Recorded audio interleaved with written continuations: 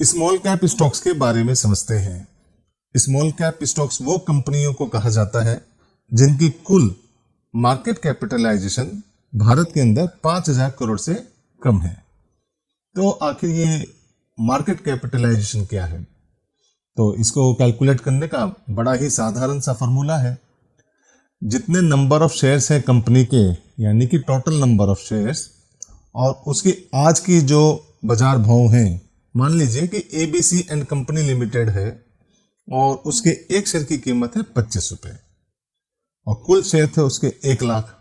तो 1 lakh share into ₹25, तो इसकी मार्केट कैपिटलाइजेशन बनती है अब 25 लाख रुपए, जो कि 5,000 करोड़ से तो काफी कम है। तो इसे हम कहेंगे स्मॉल कैप स्टॉक। अब स्मॉल कैप स्टॉक की खासियत क्या है?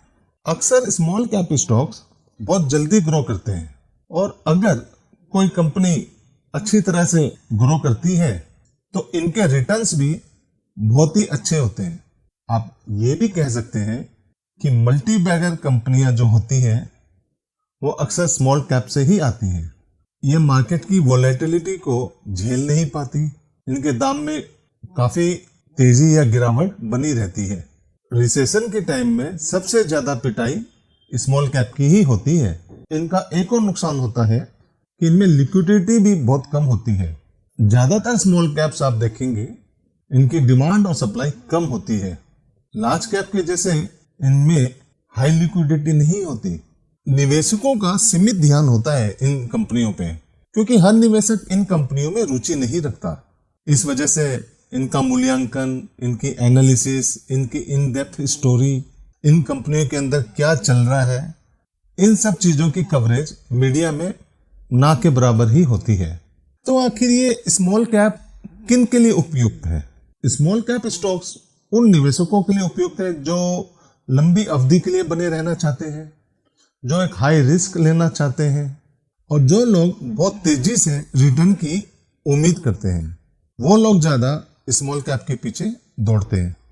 भारत के अंदर ज्यादातर स्टार्टअप्स स्मॉल कैप ही कहलाते हैं और इन कंपनियों की शुरुआत बहुत छोटे स्तर से होती है। आज की जो बड़ी बड़ी कंपनियां हैं, एक वक्त में उनकी बिगनिंग बहुत हम्बल रही है और वो स्मॉल कैप ही होते थे। स्मॉल कैप में निवेश करने से पहले कुछ बातों का ध्यान करना बहुत आवश्यक है। कंपनी के फाइनेंशियल्स, जैसे उसकी profit and loss, balance sheet, उसके मैनेजमेंट, इन सब बातों पर ध्यान देना बहुत जरूरी है। ज्यादातर फ्रॉड स्मॉल कैप्स में होते हैं क्योंकि इनकी फाइनेंशियल डेटा को मैनिपुलेट करना बहुत आसान होता है और अक्सर देखा गया है कई मैनेजमेंट इन गतिविधियों में संलिप्त पाए जाते हैं। वो जानबूझकर निवेशकों के साथ धोखेबाजी करते हैं और बैलेंस शीट्स को मैनिपुलेट करते हैं, यानी कि झूठे दस्तावेज बना देते हैं।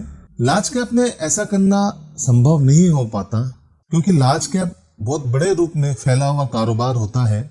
स्मॉल कैप में डेटा को मैनिपुलेट करना बहुत ही आसान होता है। आप जब भी स्मॉल कैप में निवेश करें तो पोर्टफोलियो को डाइवर्सिफाई करें।